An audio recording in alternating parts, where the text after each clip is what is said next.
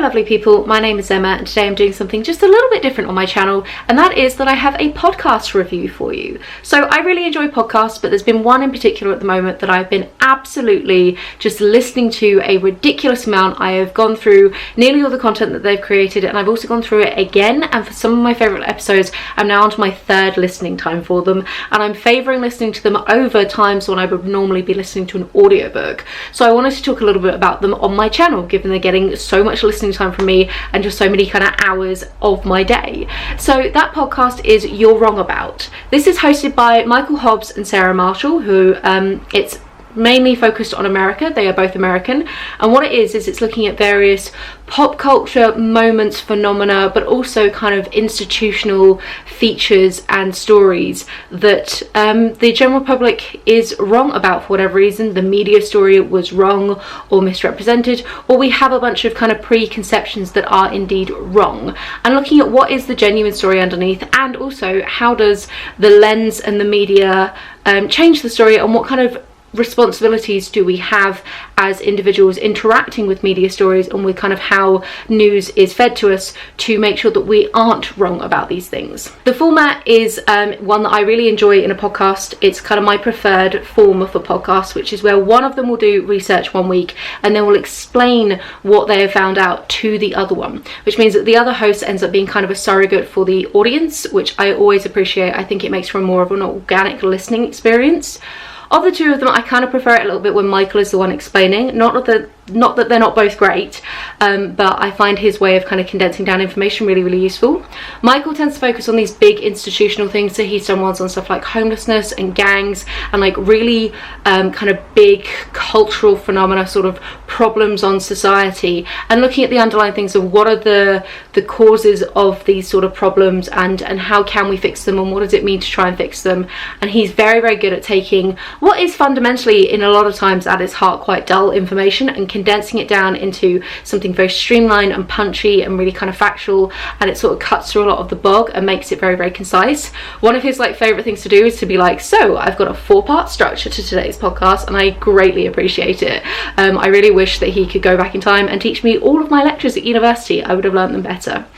Sarah has a tendency to focus on maligned women of the 90s and sort of moments where the emotions were wrong, kind of more true crime moments, and she's really, really good at looking past the sort of stereotyping and sort of villainy and sort of pantomime way that the media can take people and make them larger than life and make them more of a symbol rather than as a human being. And she's really good at cutting through all of that and kind of coming up with these just incredibly insightful, amazing observations about sort of what it means to be a human and what it means to kind of exist and have relationships with other humans.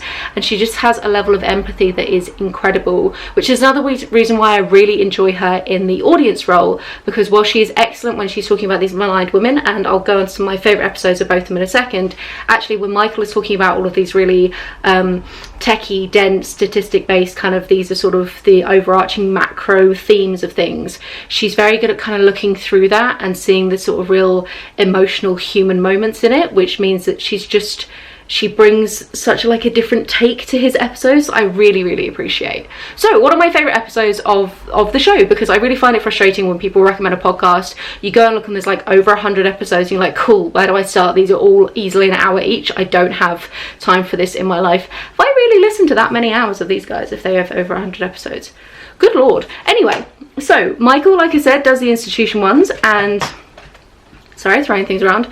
My favourites from him, he has an amazing one on the financial crisis and why nobody really went to jail for that, which I know sounds incredibly, incredibly dull, but it is absolutely phenomenal, and it really cuts through the problems of white collar crime and what do we mean when we're talking about white collar crime. If you want a lovely little precursor to that as well, he has one on the Enron Scandal, which lays the foundations for then a lot of the discussions in the financial crisis one, because essentially Enron was like a microcosm of what then happened in the financial crisis. Fantastic. He also has a really great kind of mini series on human trafficking and stranger danger as a whole, and they revisited that quite recently due to the like Wayfarer conspiracy that happened at the very beginning of lockdown. Do you remember June when we all thought the Wayfarer was selling kids in like cupboards? that was a weird time, but they break down like the statistics and how just implausible so many of the claims are, and the real danger of like, I'm just trying to raise awareness for this problem, and why that rhetoric is not helpful on the internet, and how it can really warp our ideas of what is like where the genuine dangers in life actually are, and kind of the way that Save the Children can become a rallying cry that actually can do so much more harm than good.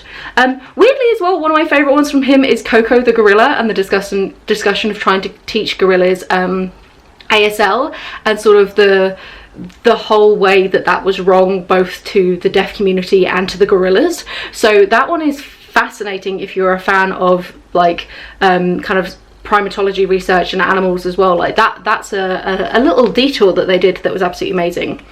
Sarah, for Sarah's episodes, Tonya Harding, her 2-part piece is just phenomenal, and really is kind of the origin story almost of Sarah as a journalist and as a writer, kind of looking at what happened there with Tonya and how she got painted to be such a villain.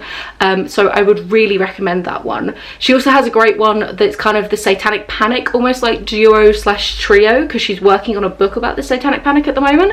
So there's the first one, which is the Satanic Panic, which is actually the first episode that they ever did, which is lovely. I think it holds up far more than most first episodes do.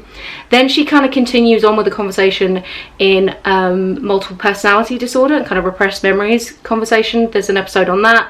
There's also an episode on exorcisms, which all kind of weirdly interconnect and make for a fascinating trio looking at moral panics and our ways of understanding mental health in like the 80s, which was warped and weird and bad basically. So would totally recommend both of those. Also, if you want some a little bit more like low-key kind of more chill ones connected with that, they did this thing called Quarantine Reads, where they took it in turns to kind of read books and do this sort of much slower multiple part series going through what the book covered. And there's a book called Michelle Remembers, which was a really key component to the Satanic Panic that they go through in really, really slow detail. So if you're a big fan of reading, which that's probably why you're here on my channel, definitely go check that one out. I'd listen to the Satanic Panic one first and then listen to this, because it's about a woman who 100% believed that she had been like kidnapped by Satanists and tortured and witnessed all these ridiculous things as a kid, and then Satan literally appears and wraps his tail around her neck, and then at one point the Virgin Mary is there, and like this is in theory a true story and is like entirely portrayed as non-fiction, and it's a whole separate conversation in it about the responsibility the writer has when calling something non-fiction to kind of like how plausible is what you're saying, which if you're a kind of a person who likes to read fiction as well as non-fiction, which again if you're on my channel you potentially are, I think you'll find like a lot of the sub conversation going on that really fascinating, because it's something that we tend to view non-fiction as very empirical and very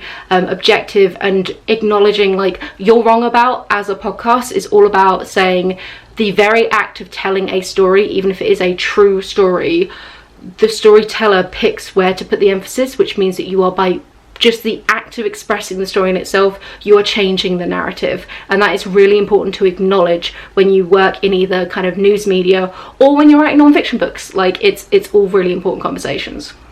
They also have some really fab guest speakers that they've had on from time to time, and I would totally recommend if you're a history buff. They have an amazing one on Marie Antoinette and why she became the scapegoat for the French Revolution.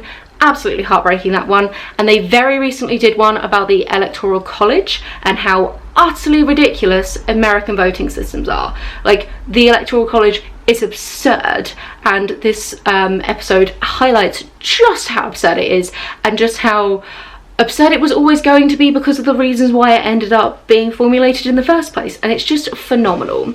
Side note, if you are in the UK and you're like, cool, but these are all about the US, there's a 5-part series on Princess Diana which is fantastic, and Michael expresses great confusion over the existence of netball. One of my favourite quotes from him out of all of the episodes I've ever listened to. So yeah, this has kind of just been a bit of a conversation about this podcast. Basically, I love it at the moment and I just keep listening to it, and it's my new comfort version of a comfort read when I can't really handle new content. I've just been re-listening to these guys non-stop for about 3 weeks straight now. Also, total side note, Michael Hobbs does have a second podcast called Maintenance Phase, which is relatively new. It's with Aubrey Gordon, and that one is about the various kind of myths and misinformation within the health and wellness industry, which is also fab. You should also go check that out. But today is about You're Wrong About. So something a little bit different, recommending something I don't normally do on this channel, but I wanted to branch out and talk about other things. And if you're a big fan of non-fiction, you'll love these guys. If you're a big fan of true crime but want true crime that doesn't glorify the gory details, you'll definitely like these guys. Like, it's just, I love them. I think they're hilarious. Follow them both on Twitter. They're fantastic. And that's really it. So have a wonderful reading week, have a wonderful listening week, and I will chat to you soon. Bye.